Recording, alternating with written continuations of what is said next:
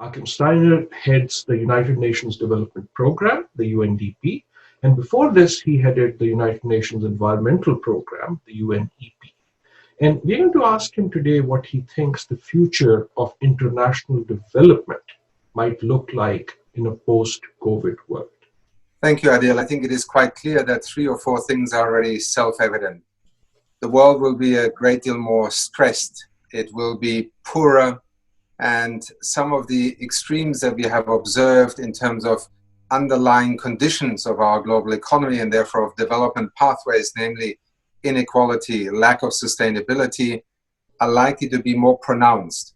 We see it already in the way that health systems right now are revealing extraordinary inequalities. On top of that, many economies are facing extraordinary freefall moments where they have to borrow literally hundreds of billions. Indeed, the IMF is already speaking about over $1 trillion. These are loans that are being taken up. So these countries will owe this money afterwards.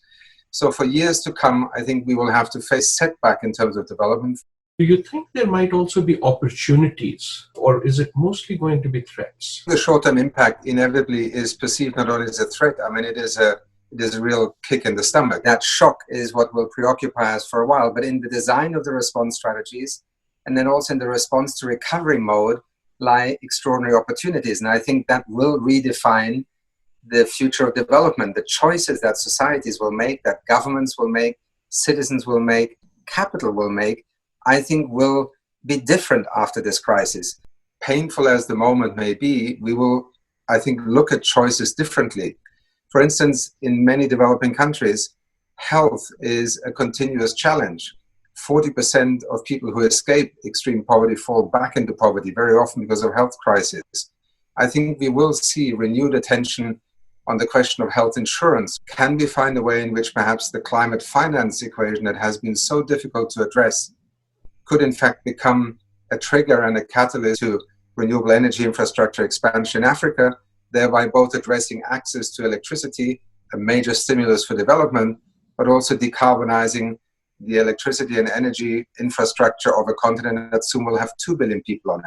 I see that you're wearing on your jacket the SDG pin. What do you think the Sustainable Development Goals, the 2030 agenda, might look like in a post-COVID world?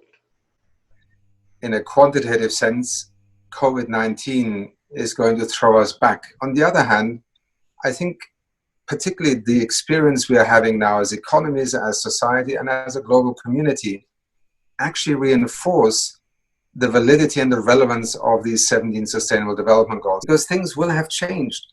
The role of technology, the role of government, our expectations of markets, the fact that you now have these extraordinary sums of money being mobilized overnight. We could not find it in ourselves for the past 10 years to find a way to mobilize $100 billion in order to accelerate our collective capacity to move towards a low-carbon economy. Now we're talking about trillions, 2-3 trillion just being mobilized in the US to deal with this crisis. Hospitals are being built in 10 days, where in a town people were waiting for 20 years for that hospital to be built. What in this whole crisis has surprised you? The realization of how vulnerable governments and states are. You know, we have been talking about preparing for pandemics for years. I was at the Elmau G7 summit with the former Secretary General Ban Ki-moon. There was a scenario session for the heads of state and government there on pandemic management.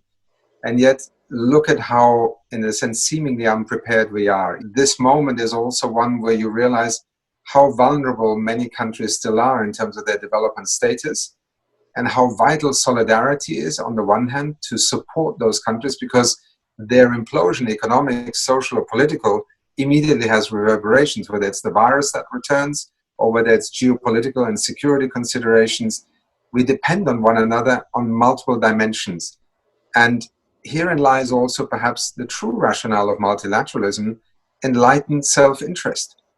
When we reach the other side of COVID and the world leaders come back to the United Nations and you are speaking to them, what would you like to say to them? I think a reminder of why, after 1945, the world, with a great deal of idealism, but also a great deal of realism, established the foundations of an international and multilateral system. The idea of the United Nations, I think is even more relevant in the year 2020.